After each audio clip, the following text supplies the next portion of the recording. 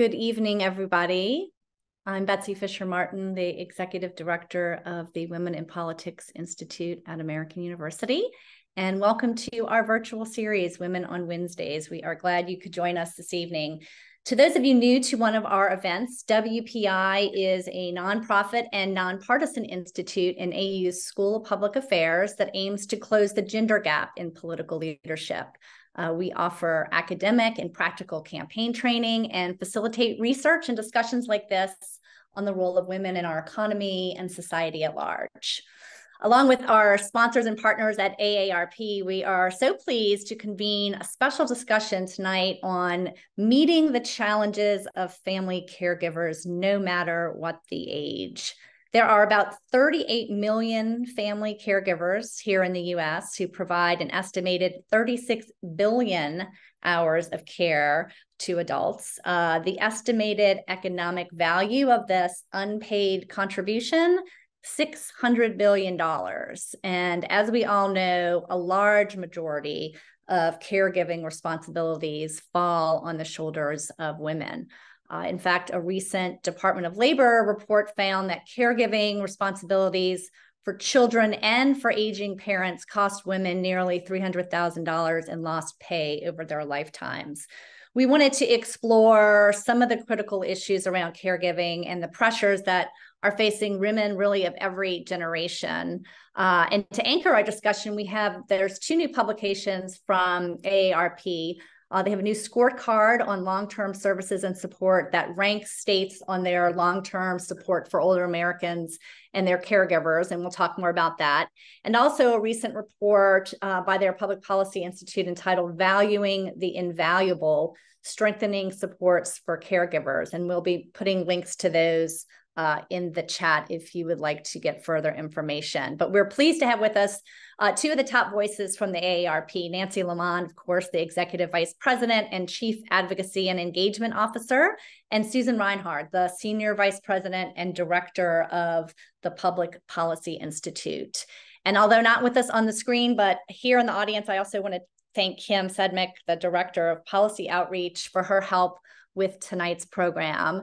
And also joining us to shed some light on policy solutions around the issues of caregiving are two incredible members of Congress who co-chair the bipartisan congressional caucus on caregiving called Assisting Caregivers Today, or the ACT Caucus as it's known.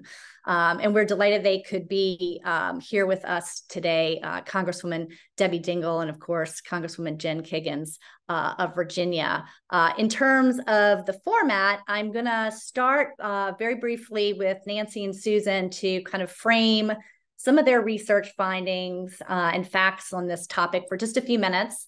And then we're going to move quickly to our two congresswomen because they've been very generous with their time, and it is a crazy time for them, of course. And so they have a hard out of here at 6:30. So we're going to maximize our time with them, come back to Nancy and Susan for some more discussion, and then, of course, save some time at the end for your questions. You'll see a Q&A tab on your screen. So please feel free on the bottom of your screen there to submit a question at any point during our conversation.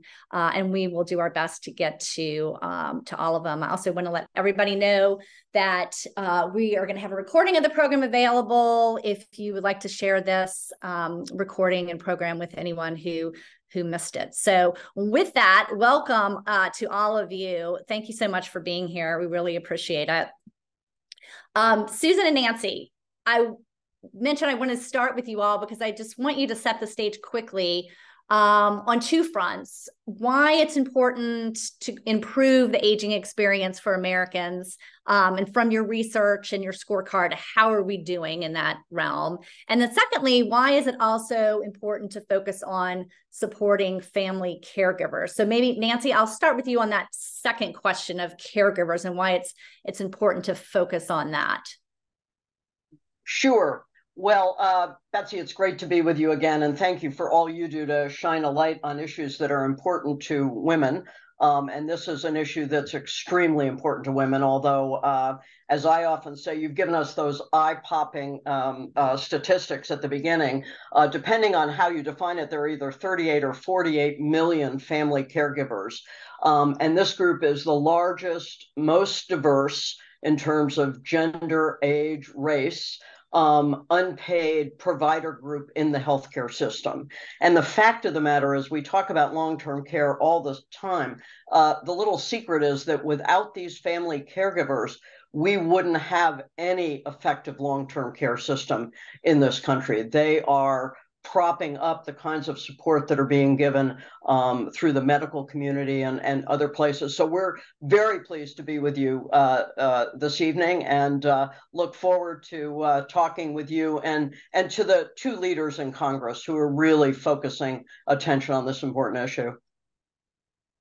Thanks, Nancy. And Susan, what are your thoughts in terms of how the states are doing? You all issued a report card on this as well. Give us a sense of how states are handling not only caregiving, but the issues around aging and caring for our aging population. Thank you. So the AARP Public Policy Institute publishes what you just referred to as the Valuing the Invaluable, which, by the way, we have state data on how many family caregivers you have and what the economic contribution is by state. So those who are listening, we can provide that as well. And then we have a state long-term services and support scorecard every 3 years. So we just released at the end of September. And one of the major dimensions is family caregiving in the very beginning. And I can tell you that somewhat disappointingly, we didn't make as much progress in the last 3 years as we had hoped to see. We made progress before then, so that's the good news, but we've kind of leveled off, and there are a lot of opportunities to be had. Having said that, states vary very much. And so in the case of Michigan, so we'll be hearing from Michigan in a moment, one of the areas that we are interested in is called self-direction, which means you can hire a neighbor, a family member, or a friend, and they can get paid, like paid family caregivers. And Michigan is 9th in the country in improving in that area. Virginia is doing very well as well. Both of these states are doing well. Virginia has tripled this since 2011, and Michigan has six-fold increase since 2011. So a lot of this could be attributed to COVID, where we realized people needed to be at home and family caregivers were taking care of them. But the states are really sticking to it, it appears, which is a very good news for family caregivers. That's great. And so let me bring in the Congresswoman on this front, Congresswoman Dingell and Kiggans. Thank you, both of you, for being here. The ACT Caucus, who knew there was such a thing? Tell us, how did this first come about, and what do you all see as your mission today? Congresswoman Dingell, let me just start with you on that.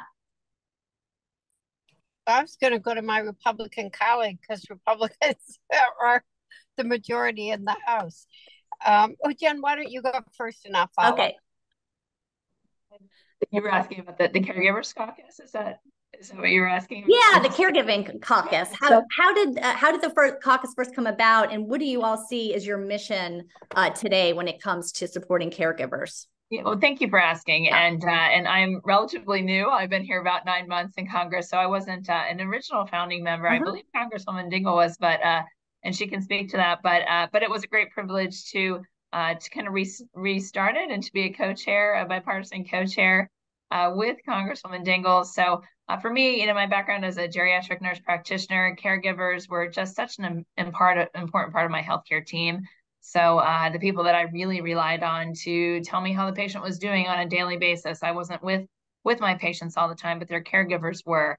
And there's a lot of other options for aging. And I saw a lot of just wonderful situations in homes with family caregivers. And those were the best health outcomes that we had when you had a family member that could stay home and could take care of their loved one in the home. There are some great facilities too, but facility level care, it has a lot of challenges that I think we're working through. I know when I was a state senator working through a lot of nursing home reform, that was something I was very passionate about, from staffing ratios to just workforce challenges. to during COVID, visitation issues. I mean, it was a lot of issues that as a geriatric healthcare specialist, I was able to be a voice for. So that was a privilege. So it was really a very easy choice to when I was asked and heard about the Caregivers Caucus. Caregivers need a voice. Caregivers are too busy being caregivers, right? So they rely on people that can speak for them and that can advocate for them. So it's a privilege to be able to do that. It was a privilege on the state level, and it's certainly a privilege to be able to do that here in Congress.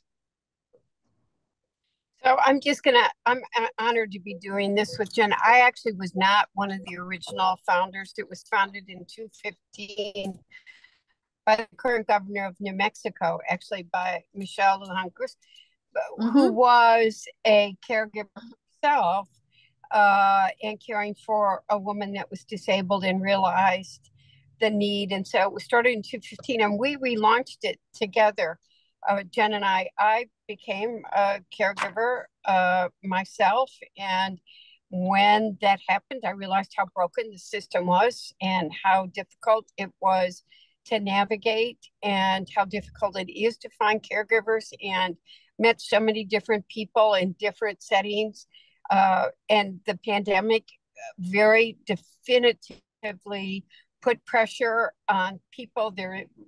They weren't able to find other people to help them. Many spouses just became exhausted, and we really saw the need to relaunch this caucus because we need to do much more our caregiving in this country, which is becoming a bigger crisis as baby boomers age. Congresswoman Dingell, talk a little bit more about that personal experience you alluded to of providing caregiving, having to find caregiving help for your late husband, Congressman John Dingell, of course.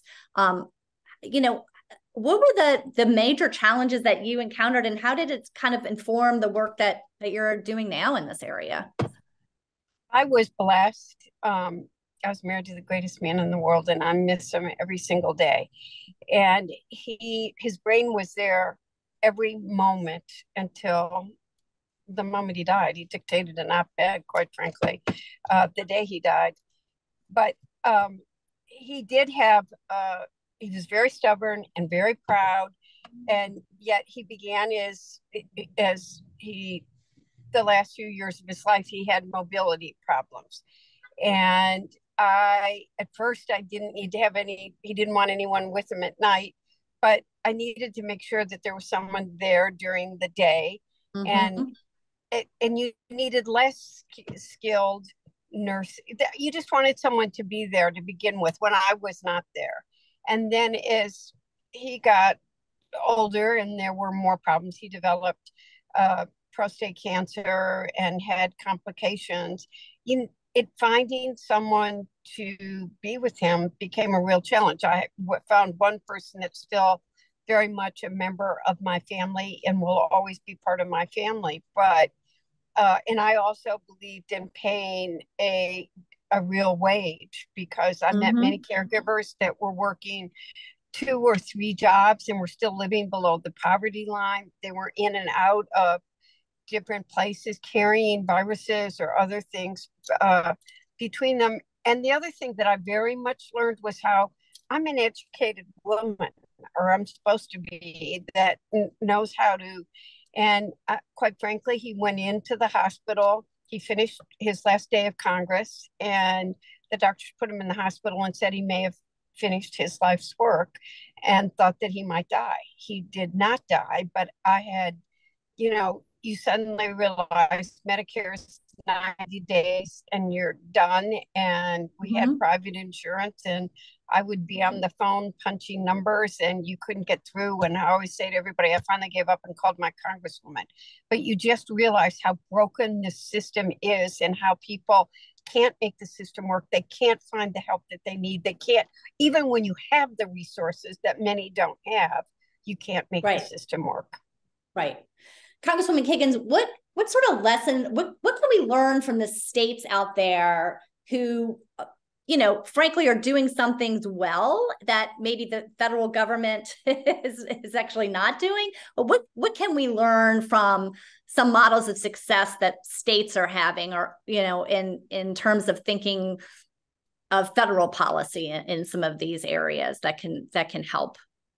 Yeah, I think I read there was 6 states, is that correct, that offer some sort of tax incentive for caregiving at home, and I think that's something that we need to explore and expand, right?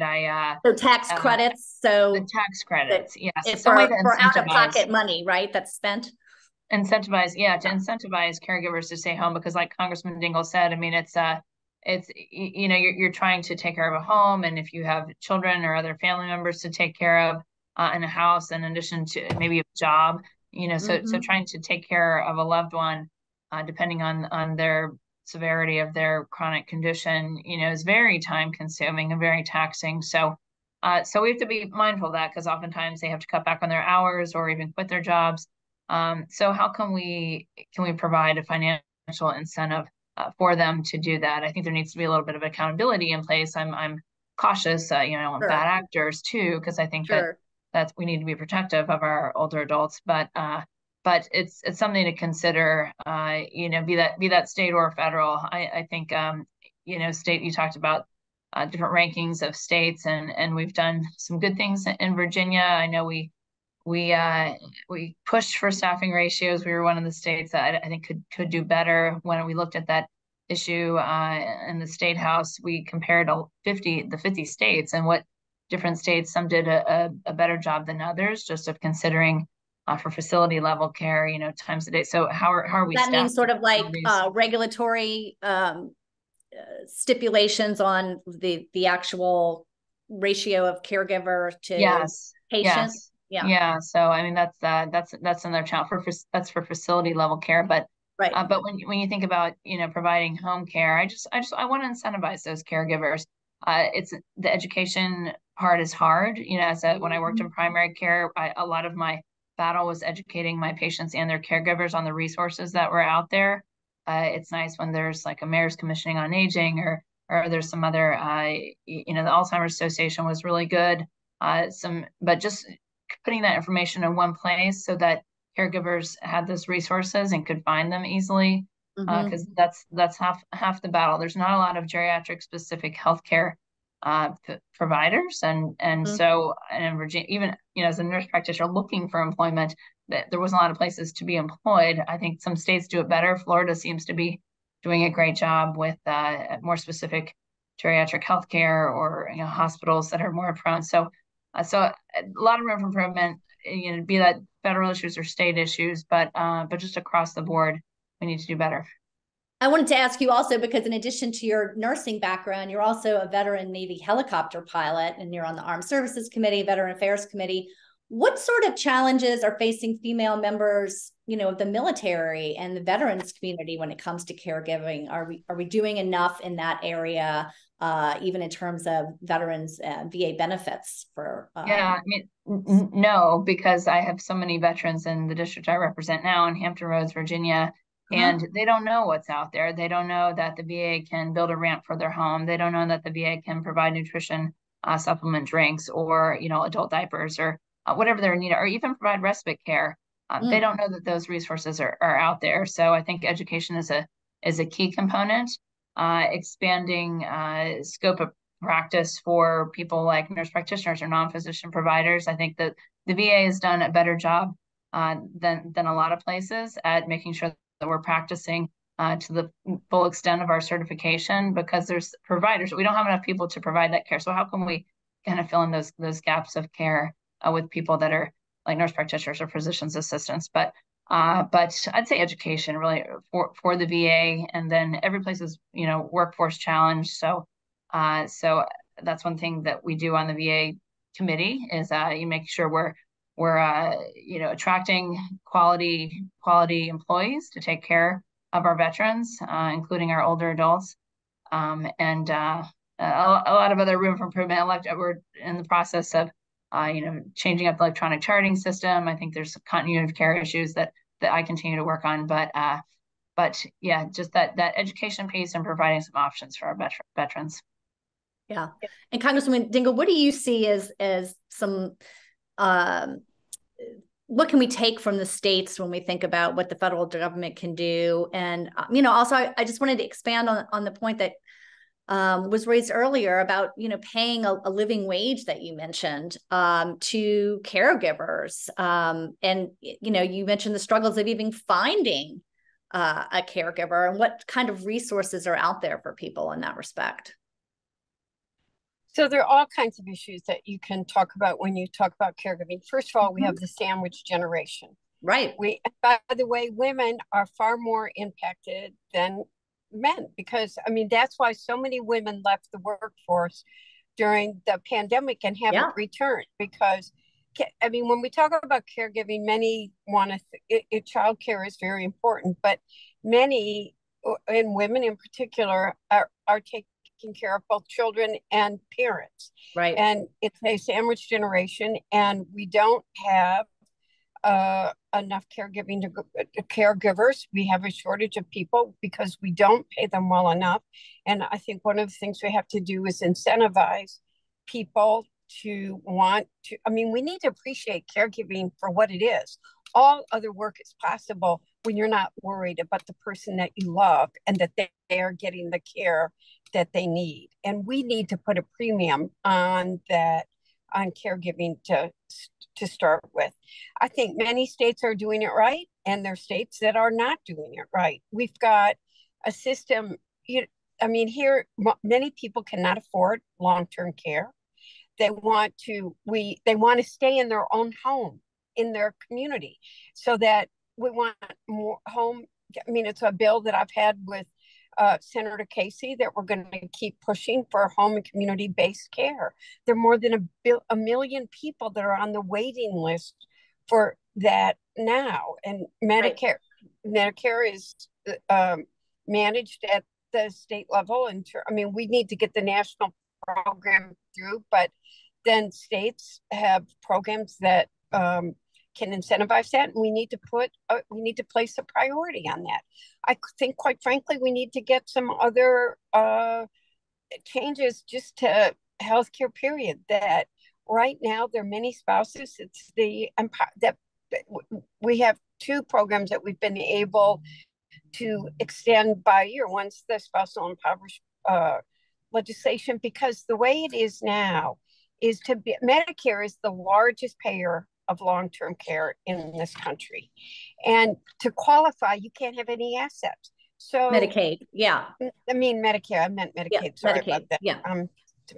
Thank you, Betsy. Medicaid is the biggest, but in order to qualify you can't have any assets. So therefore people are being forced to sell their homes, to not have any assets. And then if a spouse dies, the spouse is impoverished, and that's not. So we need to be really looking at all sorts of different issues.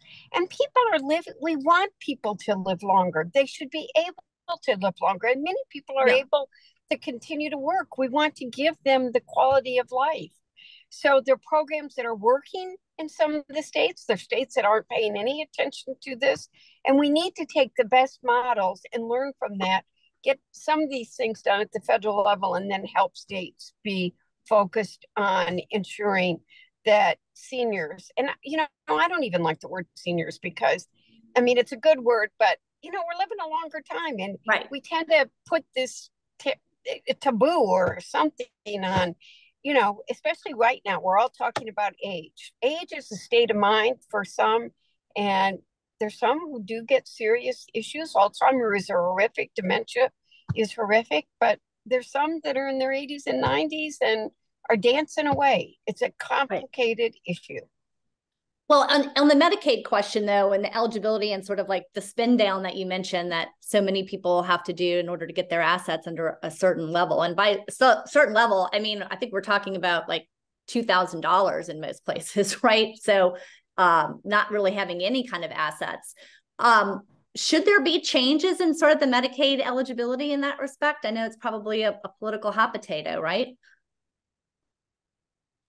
Well, I've never really talked to Jen about this, but we are trying to get changes. We've been introducing legislation so that spouses aren't. We really need to address long-term care in this country. And by the way, if we could get home and a community-based care, then you would find that is less expensive than institutional settings, which, by the way, are more expensive. You can't find the caregivers for. We've seen during the pandemic, there were real issues in many states with the number of caregivers they have, and that what was happening. So we would be able to save money if people were able to stay in their own homes. Mm-hmm. Mm-hmm. And I guess, Congressman Kiggans, let me close with you, because I know you guys both have to hop. But, you and Congressman Dingell are doing this on a bipartisan basis.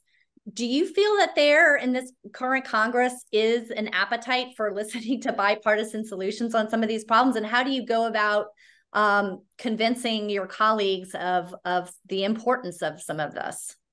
Yeah, I certainly hope so. I mean, in my opinion, healthcare, like probably a lot of other issues, shouldn't be a partisan issue, right? I mean, we should all want to provide the best quality of care for everyone.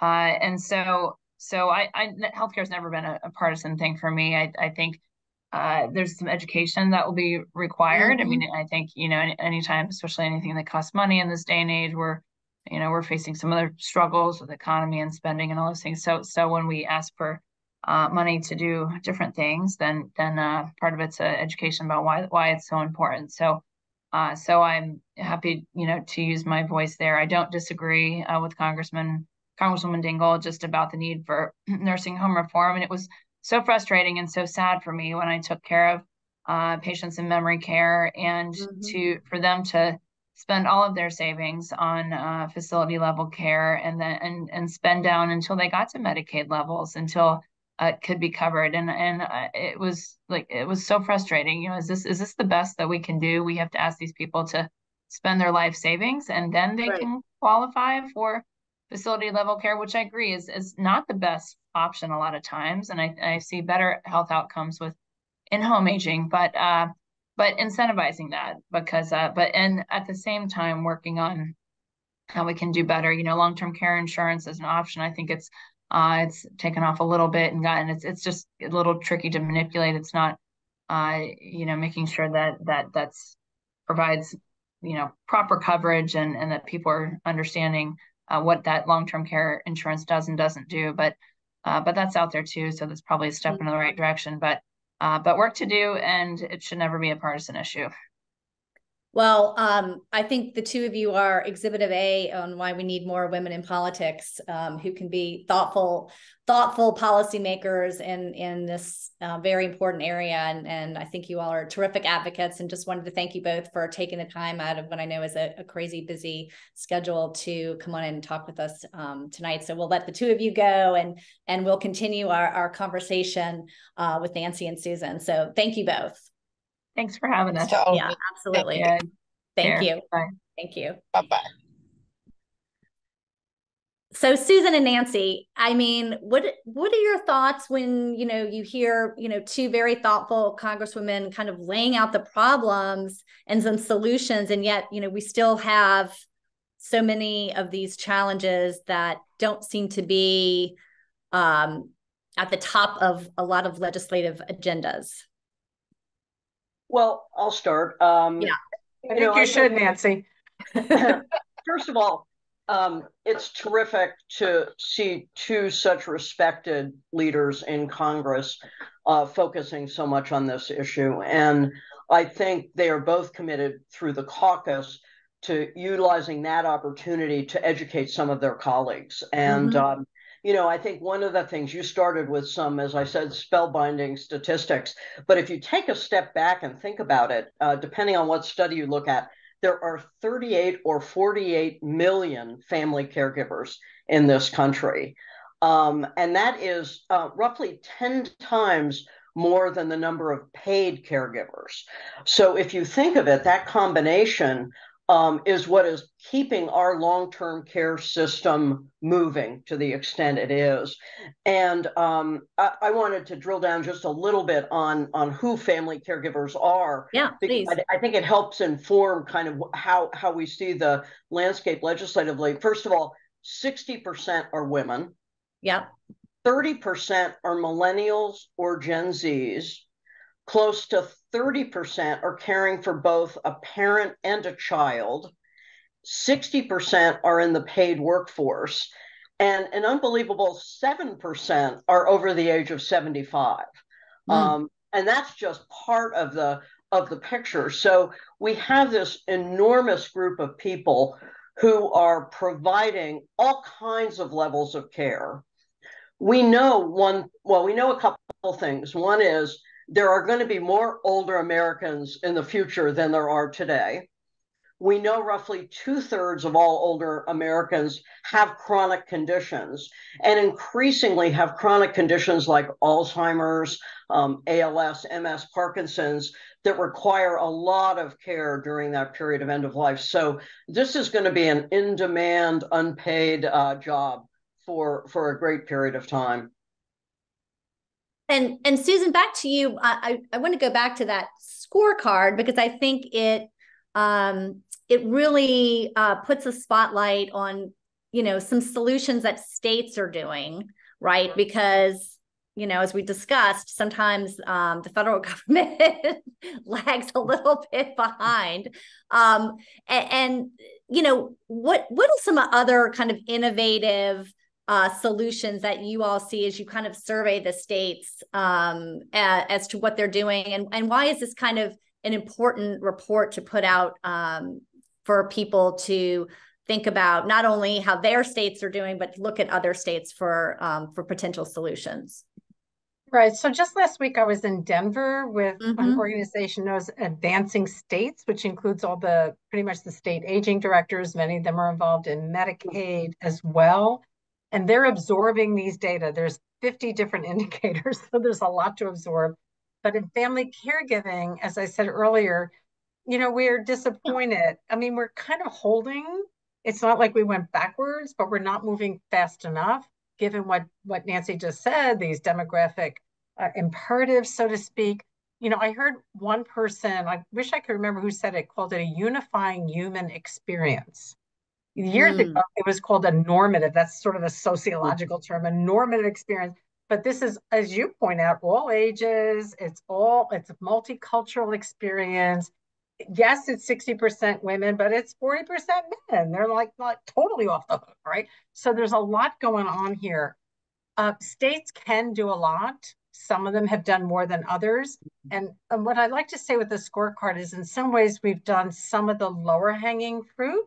Like we've done a lot, but there's some really tough things ahead. So for tax credits came up, right? Yeah. So six states are. It's only 6 states. I was surprised. I should say Oklahoma made it in after our deadline of June, right? So they made it, but that's still 7 states. So we have caregivers that are providing more than $7,000 a year in out-of-pocket costs. And if you're a long-distance caregiver, which is only an hour away, it's like $11,000 plus. So there's out-of-pocket expenses that really we should be giving a break to them. And I mean, we give breaks to people buying, energy efficient appliances. Oh, that's good. Betsy, I like that. That's very good. Why can't we do that for caregiving? I mean, I think Congresswoman Kiggans raised the point, though, of okay, this is, it could be open to some bad actors, right? How do you make sure that the right people are getting the right tax credits? Yeah, but let me just say, there's other things too, like sick days, right? So there's flexible use of sick days. We have 18 states doing that. That just means you already have sick days. But could I use it not just when I'm sick, but when the person I'm caring for is sick, so that I can take care of them? So 8 states have done that. This is all done under Nancy's team and others, right, Nancy, that come together in coalitions to move things. And then there's mandatory paid sick days, which you would think that COVID would tell us you've got to have this thing, right? So there's 12 states that are doing that. There's a little bit more since our scorecard. So there are things that are not so complicated. It's can you give these people some sick days, right? Of course, there's paid family leave. And there's one I want to bring up that doesn't get much attention, which is anti-discrimination laws. So we started monitoring this a number, I think in 2011, we started this. And it usually starts at a local level. So it could be a city, a town, a county that says, you know what, you should not discriminate against a family caregiver who's employed. And as Nancy just said, 60% are. So let's make sure that we can keep them in the workforce, because we need them in the workforce, not just for the good of the family caregiver, but for society. We need them in the workforce. Right? And now there are like 7 states that have made it statewide. So we're monitoring this. We have, we work with others. It's not like AARP does all this research on our own. We really do want to work with others that have their data and bring it in. But anti-discrimination is a big deal. And unemployment insurance in some states, it's actually a majority of states, but only Nebraska was just added on, that says for good cause means I had to leave because I'm taking care of a family member, a neighbor or friend. That's another one that you could have more states take on unemployment insurance. So there's lots of different ways, and I could go on and on, but I'll stop. Betsy, Nancy, go ahead, Nancy. Yeah. Can I jump in? Because Sure. You've hit a really important point, which is there's been, of course, there can always be more, but there's been a lot of activity across the country in the states on the issue of family caregiving. In addition to what Susan mentioned, for example, we have passed in 45 states legislation called the CARE Act that requires hospitals to identify the caregiver at the point when somebody goes in and make sure that they're given instructions when the person is discharged. Seems like a small matter, but imagine people being discharged and they don't know exactly when to take their meds, et cetera. So we've passed that in 45 states. As you've mentioned, paid leave over the finish line in around 11 states, tax credits, stipends in 5 states, and also in virtually every state in the country has done something in the area of respite care, telehealth, guardianship, power of attorney laws, funding for home and community-based care. And to your point earlier, it's been bipartisan. If you had told me that our biggest accomplishment probably this year in caregiving would be a caregiving tax credit in Oklahoma, I might have not taken that bet early on. But it was. And so I think the real issue now will continue at the state level for sure. But the reason we're so pleased to have this leadership in the ACT Caucus is that we moved our attention to the federal level. And so many things. I'll add one more thing. Somebody mentioned Medicare earlier. We used to survey our members on whether they thought Medicare covered home care. And the numbers were always yes. And of course, Medicare doesn't cover very much home care. I don't think we even survey them anymore because we know that we have to do this education to say, home care is not really a major part of the Medicare program. It is the Medicaid program, as you pointed out earlier. Well, Nancy, I'm glad you mentioned that too, because we do have a fair amount of young people and students in our audience today, and I don't think we do a good enough job in our working years, like really doing some of that planning and thinking, because there is this notion, like you said, you're surveying members 50 plus, but I can tell you young people in their 20s have no sense of really kind of thinking about preparing for, older, there is that notion of, Medicare will take care of that, right? Not so fast in cases. Yeah, no, absolutely. And so many more young people, probably a lot of the students you see are also caregivers. They're pitching in. They may not be the primary family caregiver, but they're pitching in to help their mom and their dad take care of their grandparents. And as I said, it's a growth profession. Yeah. I think it's something like 7% are people 18 years and older are like taking care of their grandparents. It's like a really big deal. Well, and in many ways, when you think about that, kind of this intergenerational caregiving can be a positive force, right? This can be, something where even in the cultural sense, being able to have responsibility and provide care for our loved ones, and finding the resources to do that in an effective way, and then also to try to supplement paid care where available and where affordable. Nancy, because you mentioned the CARE Act and sort of this notion of, coordinating with caregivers upon the release. And I think, a lot of people are probably like, well, how do I find a caregiver? Yeah. Where do I go? Who do I talk to? How much is this going to cost? Are there resources that you all can provide and places that you can point people to kind of find out some of this information? Because I can tell you, having been there myself, it's not easy. Yeah, and I've been there as well. Well, certainly on the basic education, we recommend people go to our website, aarp.org/caregiving, and we have a lot of very good resources there. We have a prepare to care guide and a financial workbook for caregivers. We have an online resource center. We have community and discussion groups, which can be so helpful.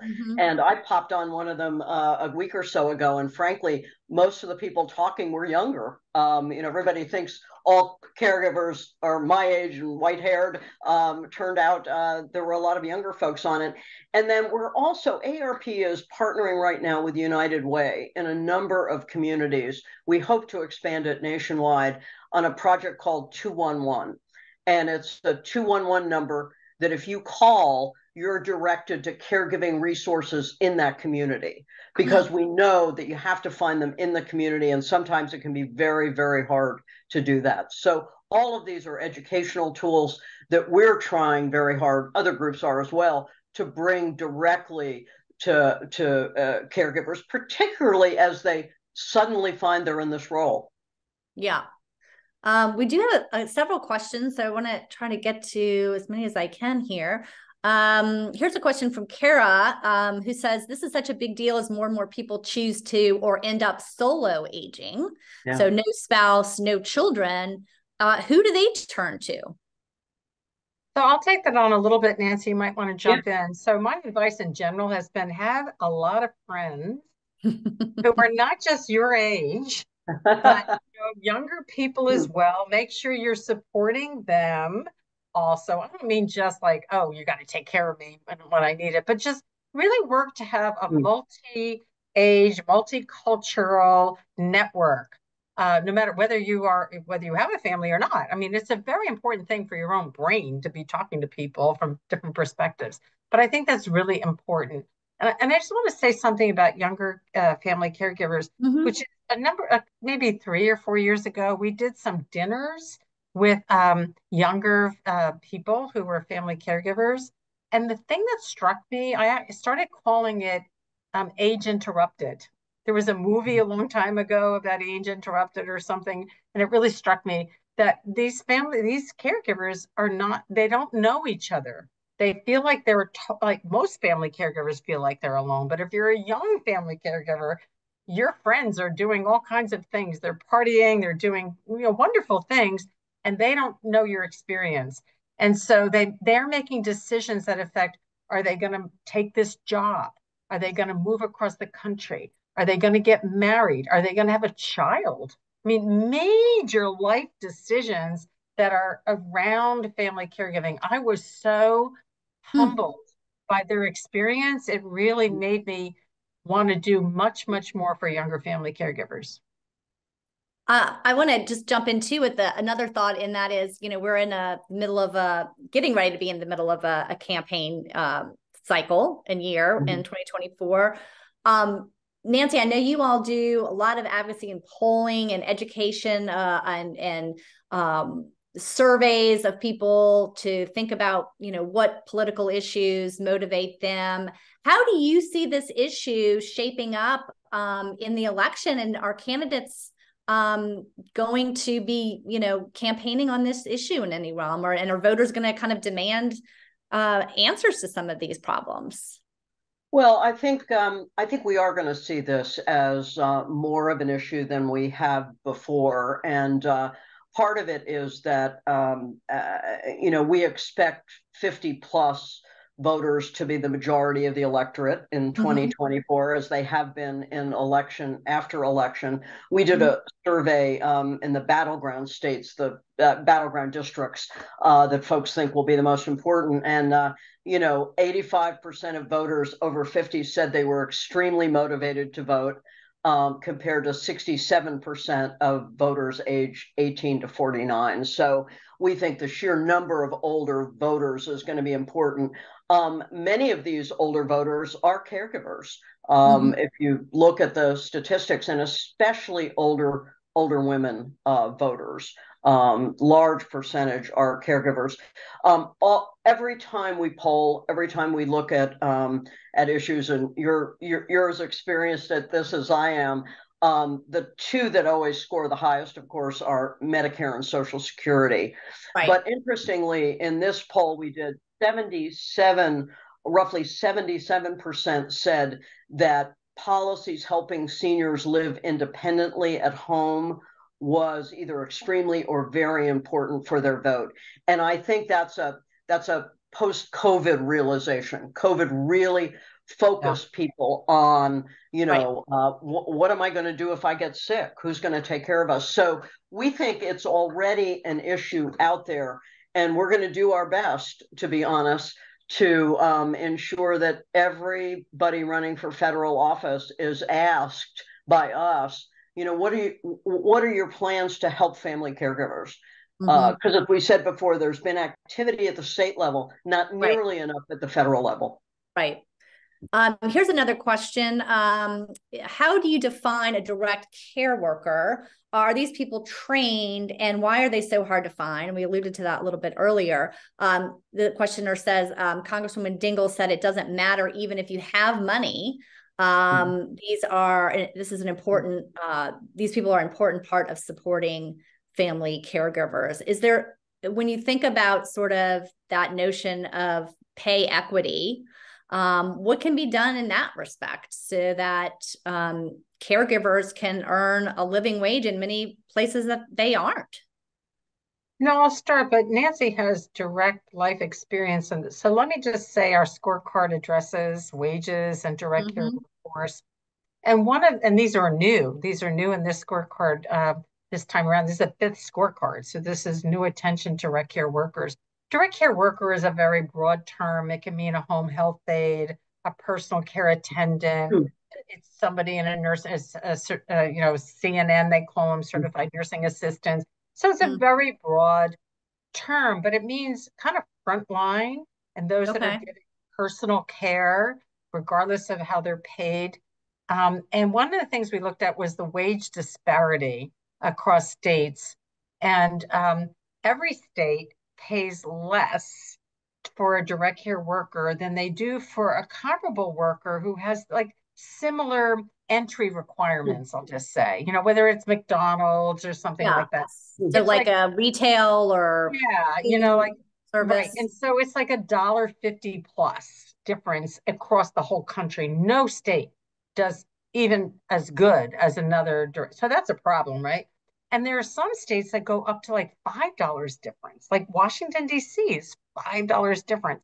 Like New York, Florida, Texas. So this isn't our data. This comes from the paraprofessional healthcare industry. So we've included their data, and they did all this.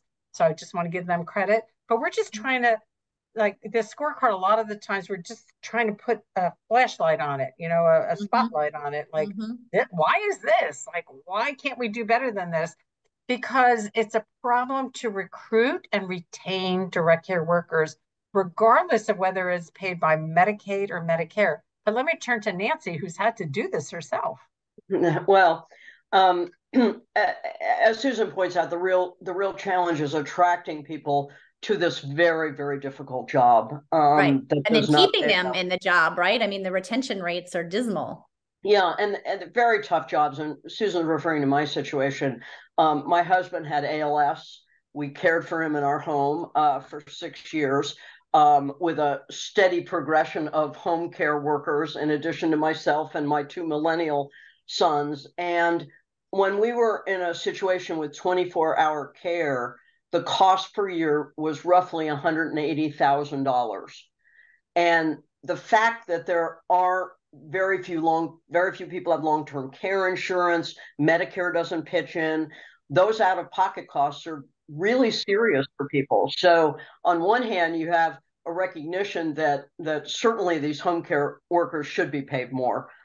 This is a very difficult job. On the other hand, you're thinking, well, $180,000 a year is a lot to pay. So it's such a difficult situation for people. And yeah, it's difficult to afford, but also you want to pay people well so that you have absolutely. Yeah, it's a hard circle to square, as they say, right?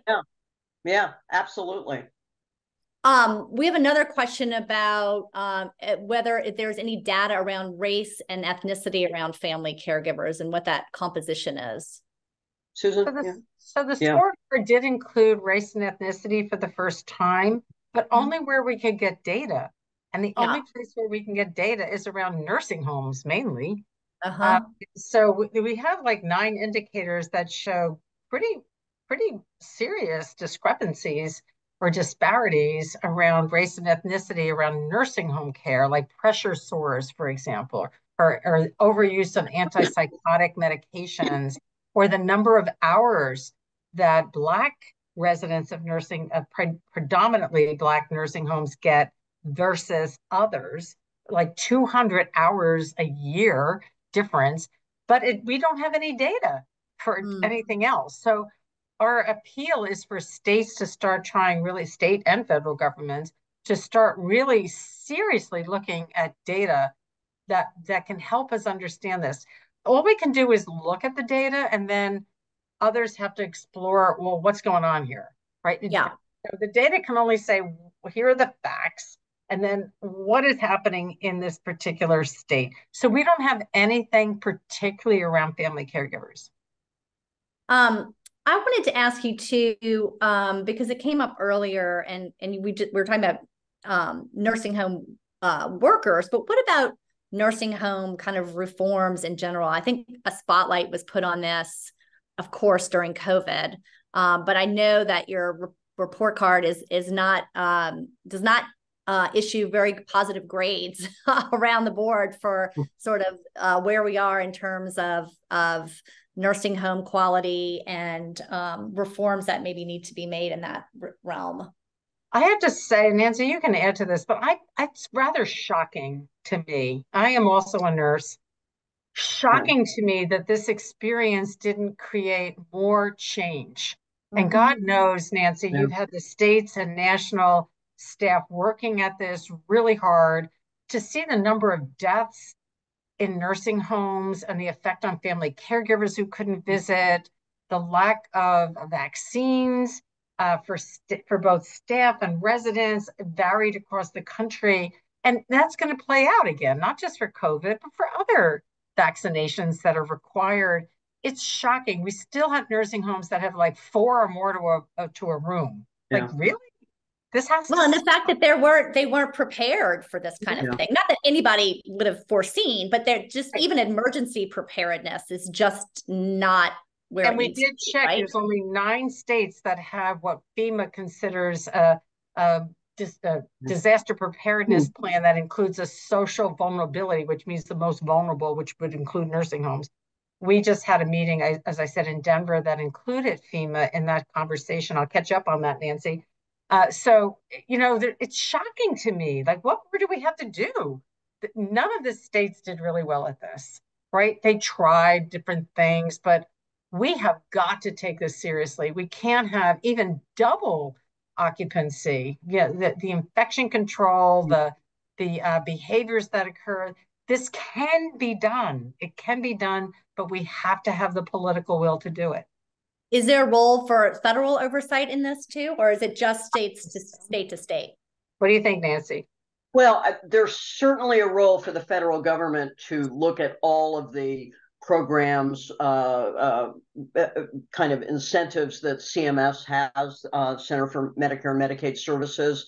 Much of it will probably continue to be done at the state level, but I think the main story here is we've kind of turned our eye away from long-term care as a major public policy issue.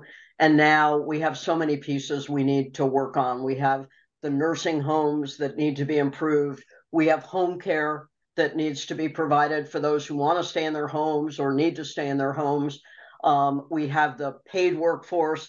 We have family caregivers, and that's a big agenda for the federal government. And our great hope, you asked the co-chairs of the caucus, our great hope is that with leaders like them, we can shine a light on, there was a national strategy on caregiving that was issued by the Department of Health and Human Services, a couple hundred recommendations that can be acted on, need to do that.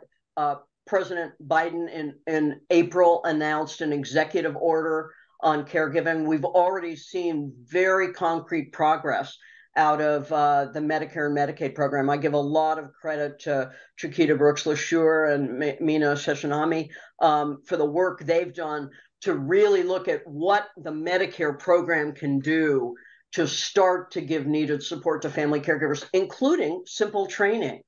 Right. I tell the story all the time. When I was caring for my husband, one of our home care workers told me he wasn't licensed under to do feeding tubes. So I did a feeding tube. I learned how to do it on YouTube and Google. Now Medicare program is looking at ways to give reimbursement to doctors or nurses to educate family caregivers so that they know more about what they're doing in care. And by the way, we have a video on how to do a tube feeding. Well, Susan, I think that was a nice wrap up from Nancy. Is there any closing words that you have before we conclude for the evening? I know it hasn't been the most uplifting of discussions, but it's an important discussion nonetheless. I will add another, because Nancy's already said it. There is more attention. Yeah. So I've been doing this for decades. I'm a visiting nurse by background, like decades, right? And so there is a national plan. There is more attention. We do have an ACT group. We do have attention to this. We have a lot of work to do, but we have much more attention, I would say, and that gives me a lot of hope. Okay, well, that is a good positive note to end on. And, thanks in large part to all of the work that you all are doing, and really appreciate you both being here with us and your help on this event tonight. I want to let everybody know too that we have 2 other Women on Wednesdays coming up that we hope you will attend. November 1st, we are doing an event with Ms. Magazine, which is turning 50. So now Ms. Magazine is eligible for AARP. Yep. So we are going to have the editor-in-chief of Ms. Magazine on to talk about some of the great highlights during that 50 years when it comes to feminism and journalism. And then on November 29th, we are going to talk about U.S. First Ladies, Diana Carlin, who is one of our adjunct faculty members at WPI, and Anita McBride, who runs the First Ladies Initiative. Of course, was Laura Bush's chief of staff in the White House. They have just co-authored a new textbook about First Ladies. So they are going to be here to talk about that on November 29th. So we hope everybody will come back and join us for those 2 events to close out the semester. And again, Nancy and Susan, thank you so much for being with us. And thanks everybody for joining us this evening.